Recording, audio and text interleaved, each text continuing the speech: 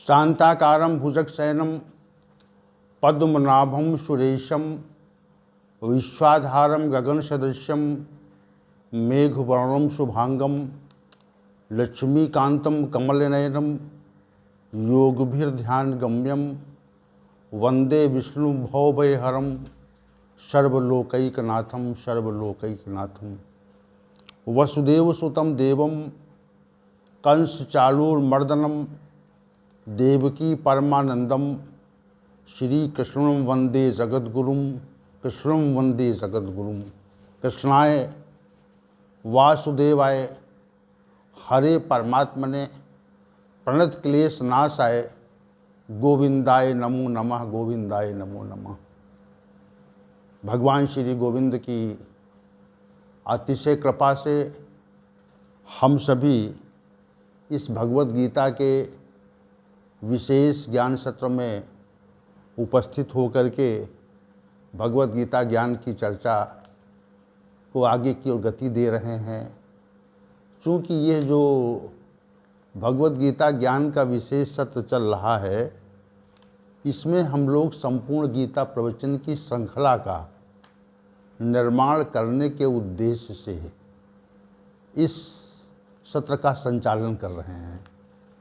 तो हम सभी ने आज अपनी उपस्थिति यहाँ प्रकट की है और इस प्रकट उपस्थिति के साथ में हम सब यहाँ आए हैं और भगवत गीता ज्ञान की चर्चा को आगे की ओर बढ़ाया जाए, ऐसी भगवान श्री गोविंद की आज्ञा है। तो अध्याय संख्या 15 और श्लोक संख्या 9 श्री भगवान ने कहा कि ये जो जीवात्मा है, श्रोत्र, चक्षु, त्वचा, रसना और घ्राण तथा मन को आश्रय करके विषयों का सेवन करता है। देखिए, अब यहाँ पर जो बात है, जो विषय है, वह व्यक्त विषय है। इससे पूर्व का जो श्लोक था, उसका जो विषय था वो अव्यक्त था, और ये जो विषय है ये व्यक्त विषय है। इसको साधक लोग समझ सकते हैं और सामान्य व्यक्ति नहीं समझता है इसको। देखिए, जो जीव है वह निर्विकार है, उसमें विकार नहीं है, उसमें विकृति नहीं है। जैसा वह लाखों करोड़ों वर्ष पूर्व था वैसा ही आज भी है। तो उसमें विकृति कहाँ है? विकृति हमारे विषयों के सेवन में चूंकि जीवात्मा लग जाता है, जो सुख और दुख होते हैं वह हमारे विषयों के सेवन से ही होते हैं। विषयों के सेवन से दुख ही होता है, सुख नहीं होता। परमात्मा के स्मरण से सुख होता है, शुभ कार्यों के क्रियान्वयन से सुख होता है, परमार्थिक कार्यों के संपादन से सुख होता है, और स्वयं के लिए जो कार्य होते हैं उनमें सुख भी होता है, दुख भी होता है, और जो दूसरों को कष्ट देने के लिए कार्य होते हैं उनमें दुख होता है। इतना सा शास्त्रों का मूल मंत्र है, मूल सिद्धांत ये शास्त्रों का है कि दुख क्यों होगा। दूसरों को जब हम उत्पीड़ित करते हैं तो दुख होता है, दूसरों का सहयोग जब करते हैं तो सुख होता है। ये शास्त्र का नियम है, ये शास्त्र की बात है, शास्त्र की परंपरा है ये। तो यहाँ पर जो बात है, जो विषय यहाँ पर श्री भगवान ने कहा, ये जो जीव है वह श्रोत्र को, चक्षु को, त्वचा को, रसना को, घ्राण को और मन को, मन का आश्रय लेकर विषयों का सेवन करता है। जैसे किसी नदी पर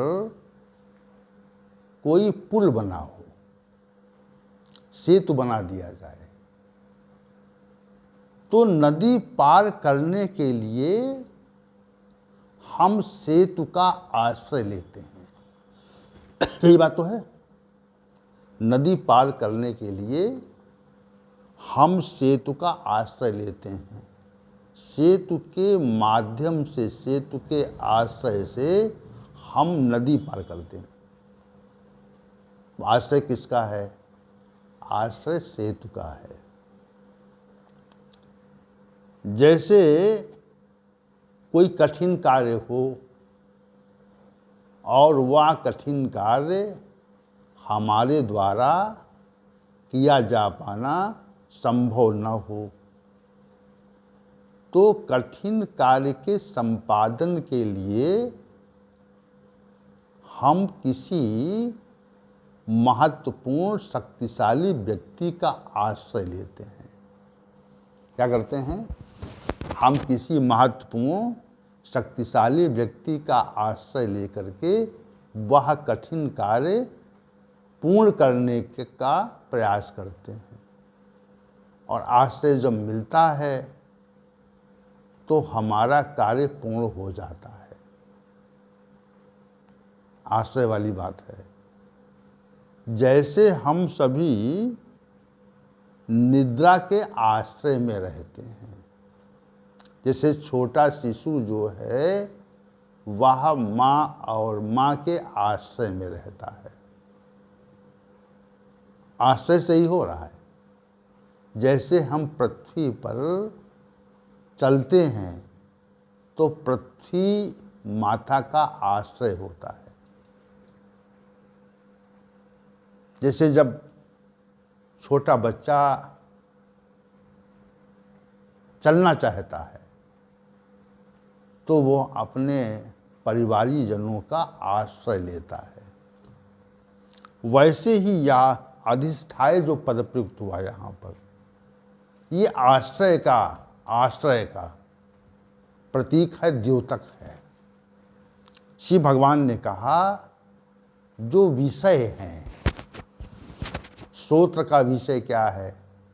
श्रोत्र का विषय शब्द है।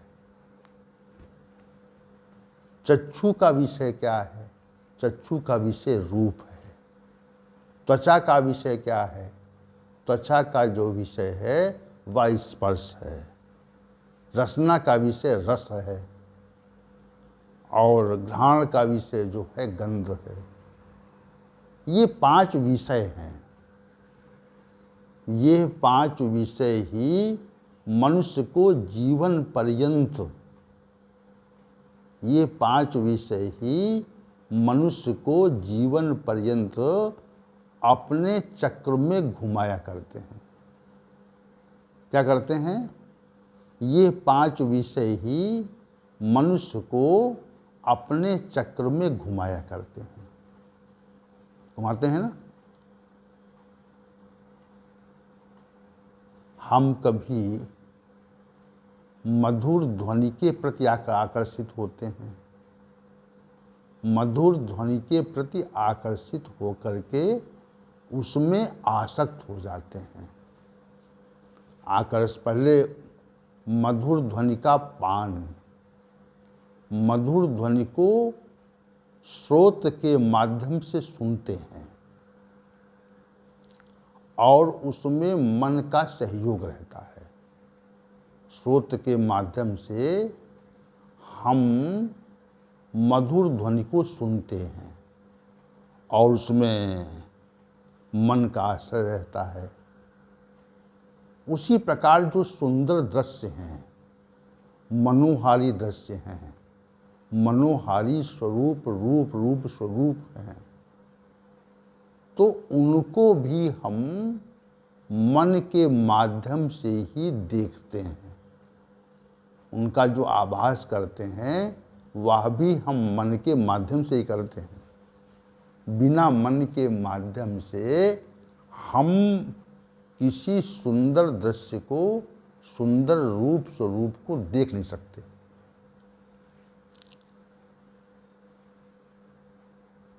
समझिए इस चीज़ को आप। सुंदर रूप स्वरूप को देखने की क्षमता हमारी नहीं है। किसकी है? आँखों की है और मन की है।